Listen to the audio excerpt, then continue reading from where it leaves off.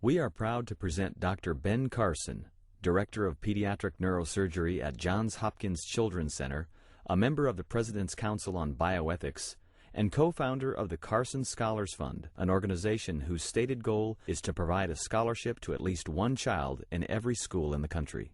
World-renowned for his expertise in separating twins conjoined at the head, Dr. Carson has been recognized by CNN and Time magazine as one of America's top 20 physicians and scientists, and is the recipient of numerous honors and awards, including more than 30 honorary doctorate degrees. Dr. Carson's speech is a powerful message of hope and possibility as he challenges us all to unleash the limitless potential that resides in each of us.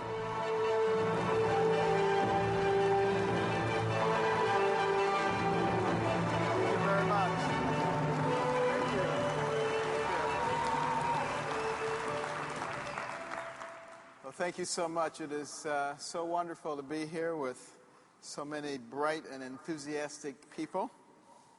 And I'm always thrilled to be in the company of people with purpose in their lives.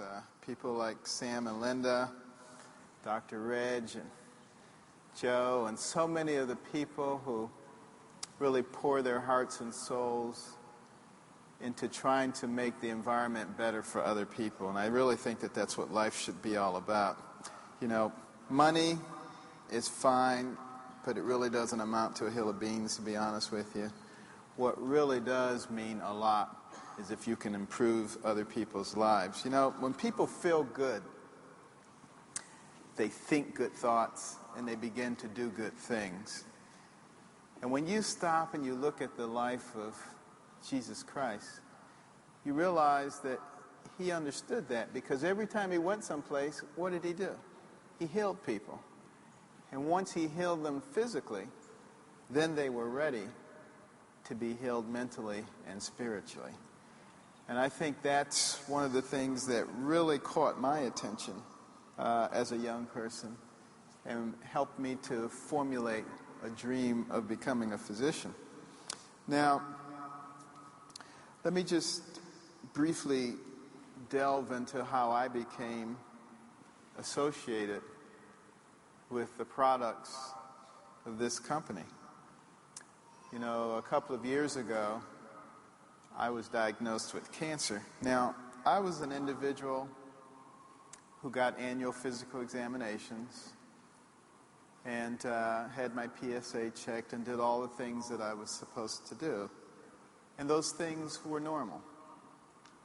But I was noticing that when I was in the operating room for long periods of time, all of a sudden I was very interested in the clock. And I never used to be interested in the clock because I didn't have to go to the bathroom. I had a big bladder and it could accommodate me for days at a time if necessary. But now I was looking at that clock and I said, you know, this represents a change. So I went to see the chief of urology at Hopkins, Dr. Pat Walsh, and he said, you know, you probably have a little prostatitis. We'll give you some antibiotic. But the symptoms did not resolve. And he said, well, maybe you got a little focal hypertrophy, so we'll give you a little Flomax. But once again, the symptoms did not resolve. At which point he said, now what was your PSA? And he said, well, that's normal, but why don't we repeat it? I know it was just a few months ago, and we did, and this time it was slightly elevated. And he said, you're going to need to have a biopsy done. Now, if anyone ever told you that a prostate biopsy does not hurt,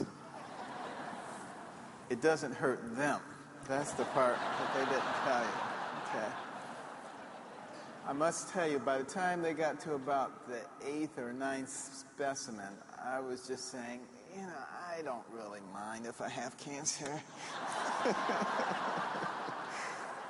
But at any rate, you know, when we got finished, you know, I was told that at my age, the chances of me actually having cancer were less than 18%, so I really shouldn't spend a lot of time worrying about this. And I said, nevertheless, I'd like to know the minute you know something. So the next day while I was in the operating room, I get the call, and the nurse held the phone up to my ear, and I got the devastating news that not only did I have cancer, but I had a very high-grade malignant form.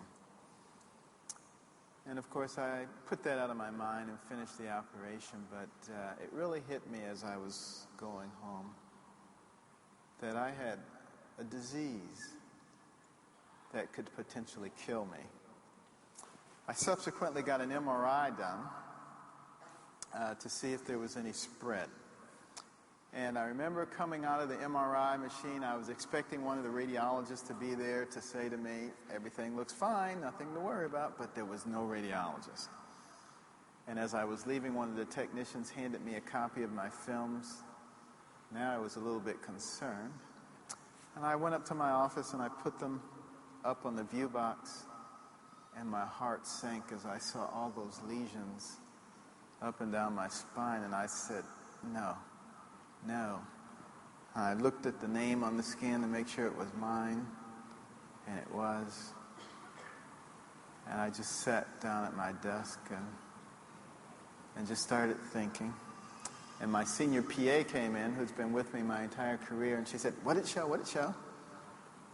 And I said, it's over there on the view board. And she went over and looked and came back with the longest face imaginable, having seen the same thing that I saw. And interestingly enough, by the next day, information had already gotten out. There was a radio station announcing that I had a glioblastoma, a malignant cancer of the brain. And then I had colon cancer, I had liver cancer, I had kidney cancer, I had bone cancer, I had skin cancer, you name it, I had it. I was dying. I had died already. One lady called my office and she said, I heard Dr. Carson was dead. I want to speak to him, So it was quite an interesting time. But because all of that news had gotten out, I started getting so many products from all over the world. People were sending me grasses and herbs and fruits and pills and teas and juices, and it was unbelievable. I mean, I could have started a store with all the stuff that people had given me. But one of the fathers of one of my patients asked me if I had ever heard anything about glyconutrients. And I said, well, I've certainly heard the term, but I didn't know anything specific about them. And he gave me the website, and I subsequently contacted Dr. Reg, and we had quite a conversation about possibilities. And he sent me some product and prescribed a regimen. And I started taking the product. And within about 3 weeks, my symptoms went away. And I was really quite amazed.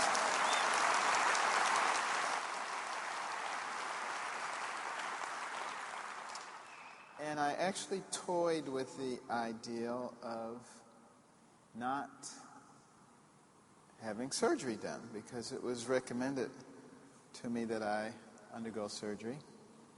And I was saying, well, if my symptoms went away in 3 weeks, maybe this could be controlled. And I started reading more about the theory behind it, the bolstering of the immune system. And of course, the immune system is the thing that detects and destroys cancers. We are all producing cancers all the time.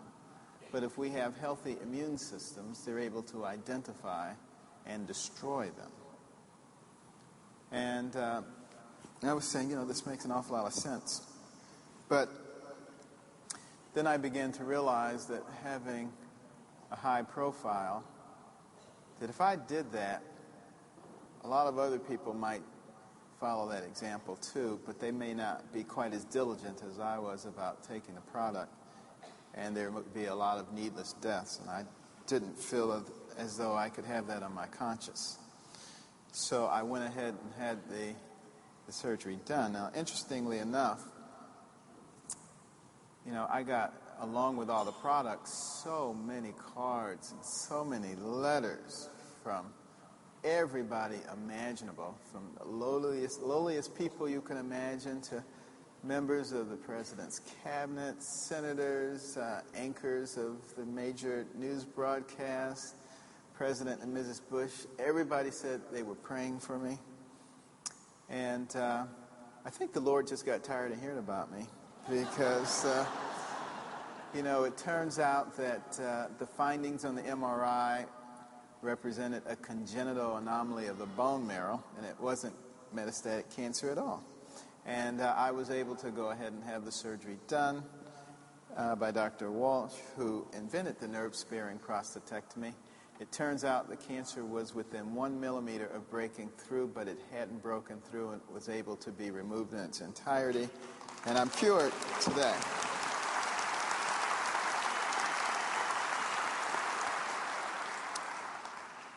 Now, some people have concluded that I was cured without surgery and that I was just cured by the glyconutrients.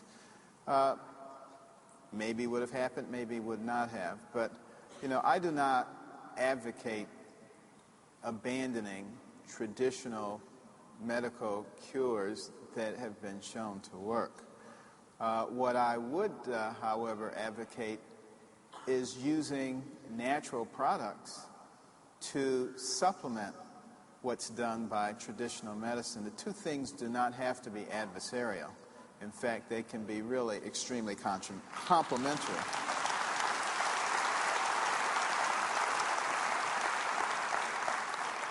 Now, that's the story of how I got involved. I'm not a Manatech associate. I don't think it would be appropriate for me to be one. I'm not a Manatech spokesman. I don't think that would be appropriate either. I do refer people to appropriate people. I do not make any claims of being an expert in the area of glyconutritionals. I don't plan to become an expert in that area because there are other people who are already extremely well versed in that area. So please don't tell people to call me to talk about this. It's amazing how many calls and emails and letters we get about this, just tons of them. And it's not appropriate. There are other people who are very good at this, but we are figuring out ways to channel those people without me actually having to spend any time involved in doing that. I still take the products today, every single day. My wife takes them too. We're on the regular plan where we get our stuff every month. And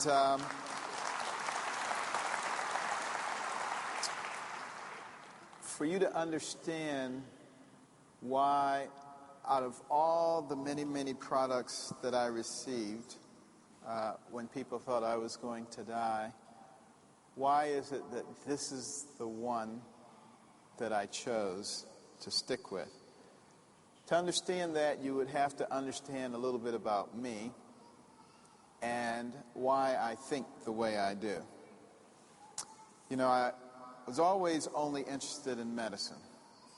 I used to listen to the mission stories in church and Sabbath school, and they frequently featured missionary doctors who seemed like the most noble people on the face of the earth, traveling all over the world to bring not only physical but mental and spiritual healing to people at great personal sacrifice. And it seemed like they were the most noble people on the face of the earth.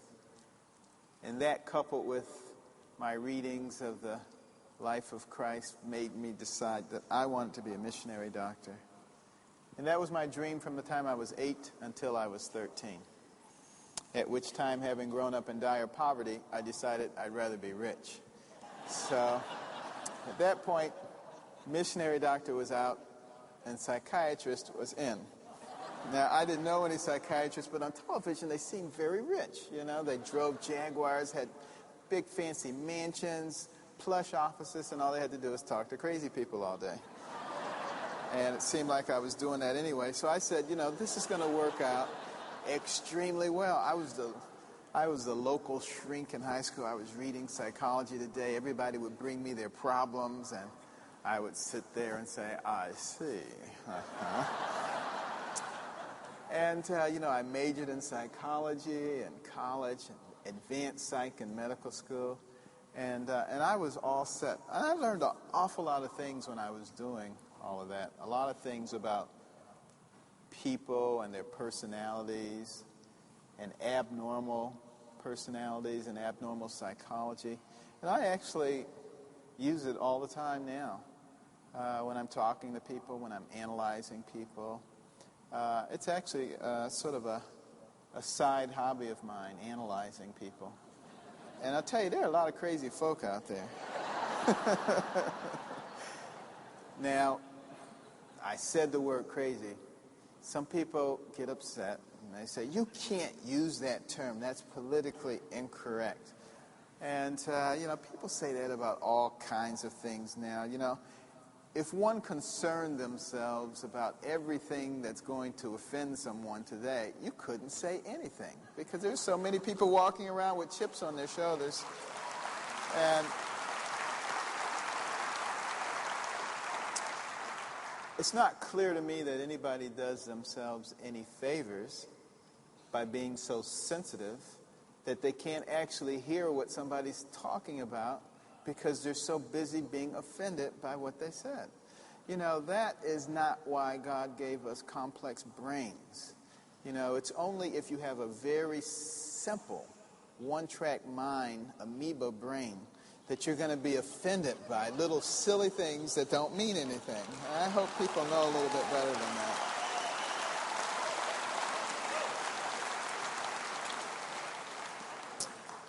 Well,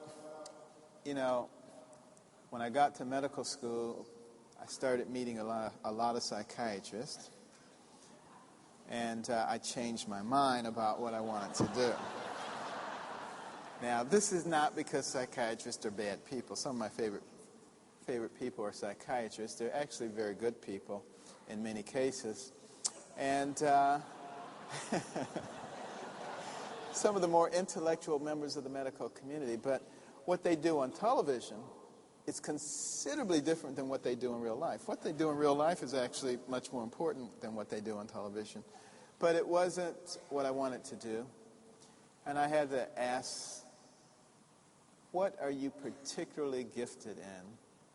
Do you have any special gifts and talents? Everybody has special gifts and talents. And I started analyzing my own life, and I said, what really unusual things have happened to you? Because usually those very unusual things have something to do with your gifts and talents. And I remembered that I became a foosball champion in college. Go off to a big, prestigious Ivy League school like Yale, but I remember being a foosball champion. That was a great thing. But that required a tremendous amount of eye-hand coordination. And I remember working one summer at a steel factory. And as a college student, they let me operate the crane. Now, these cranes are very complex. They had a whole bunch of levers that you had to push and pull because you were maneuvering these multi-ton steel packages through very narrow aisles and stacking them on the backs of trucks. And if you made even the slightest error, you could make a multiple $1,000 error. And these people trusted me, having never worked one of these things before, after seeing me play with it for just an hour or so. And I had that job for the whole summer. And I said, those people must have had a tremendous amount of confidence in me, a college student, who was the only college student working at the steel factory. So I started thinking, I want to do something that requires a lot of eye-hand coordination. And then I was also a very careful person. I never knocked things over and said, oops, which is a great characteristic for a neurosurgeon, I got to tell you. And I had the ability to think in 3 dimensions. Most people think in 2 dimensions, but to think in 3 dimensions, to be able to keep your spatial orientation, very, very important if you're in somebody's brain, because it's just like mush. It's just a big pile of mush. And it doesn't have a lot of structures in it to tell you where you are. So if you can't keep in mind where all the little nuclei and tracks and things are, all of your patients will come out looking like that. So you don't necessarily want to do that either. And then I love to dissect things. I always love to dissect things. You know, when I was a kid and I would be sitting at the table eating, and I would have my fork and my knife out, dissecting out all the little neurovascular bundles out of the meat and putting that in a pile. And my mother would be saying, "You can't eat with us. You go sit on the landing." But, and I always, if there was a little bug around or a little rodent or something that I could catch, I always knew what was inside. I love to dissect things. So I put all that together, and I said, "You'd be a terrific neurosurgeon." Now, yeah, doesn't mean that I couldn't have been a good dentist or a history professor or even, God forbid, a lawyer. But I probably would not have been excelling to the same degree because I wouldn't have taken advantage of the special gifts and talents that God had provided. And you know, I think God provides everybody with special gifts and talents. It's very important to get in contact with what they are. Well, there were a lot of bumps along the road on the way to, you know, realizing my dream of becoming a doctor. Of course, my parents got divorced early on. That was devastating. You know, my mother was a person with only a third grade education. She was one of 24 children, had gotten married at age 13. And, you know, after the divorce, you know, we were thrown into a situation of dire poverty. My father had been a factory worker, and, you know, they made at least a reasonable salary. And my mother was a very prudent person, and she would take, you know, the money that he made and, you know, pay the bills, and she would always put aside some. And over the course of the years, they accumulated a fair amount of money and were able to buy several pieces of real estate. And I actually believe that if my father had been smart enough to listen to my mother, that they would have become very wealthy people. She only had a third grade education, but she had a lot of wisdom. But unfortunately, he didn't listen. He got involved with drugs and other things. He, you know, basically wasted all of the money. They lost all of the property. And then she found out he was a bigamist on top of that. So that was sort of the straw that broke the camel's back. And she took us after the divorce, and we moved to Boston to live with her older sister and brother-in-law in a very typical tenement, large, boarded-up multifamily dwellings, rats, roaches, sirens, gangs. I remember one of our favorite people was a guy named Benny Boston Bowers. He always had three-piece suits and drove a Cadillac and brought candy for the kids. It turns out he was a drug dealer, as were so many of the people around. And I remember the day he was killed. And both of my cousins that we lived with were killed. It was a very, very violent environment. I never expected to live to be more than 25 years of age.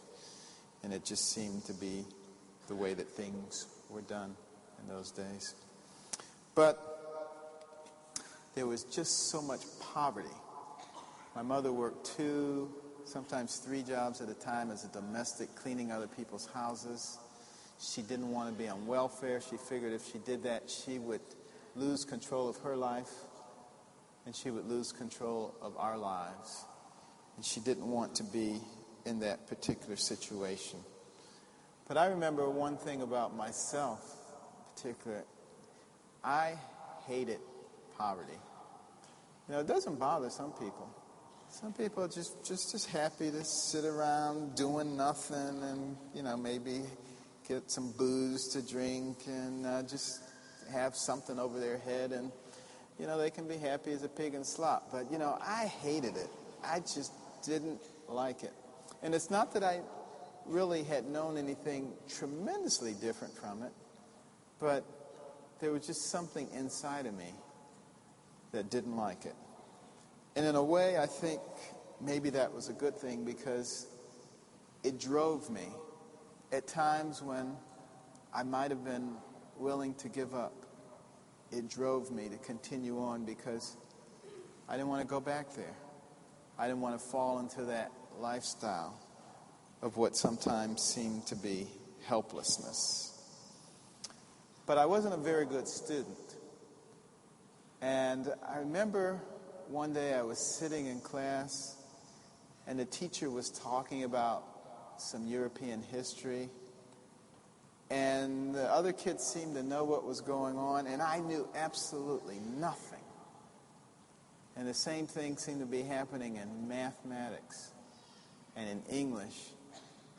And there was a sudden panic that gripped me as I began to realize that I was a dummy, that I didn't know anything, that I was stupider than everybody else. I used to realize that I was stupid, but I didn't think I was stupider than everybody. And now I was starting to really think that this might have some impact upon me. And then the other students began to seize upon it also, and to realize how stupid I was. And I tried to pretend like I didn't care. I adopted that attitude. And it became more than just an attitude. Pretty soon, it began to eat away at the core of me. And pretty soon I didn't care, because I began to think that I wasn't going to escape poverty, that things never were going to be particularly good for me. I started to give up.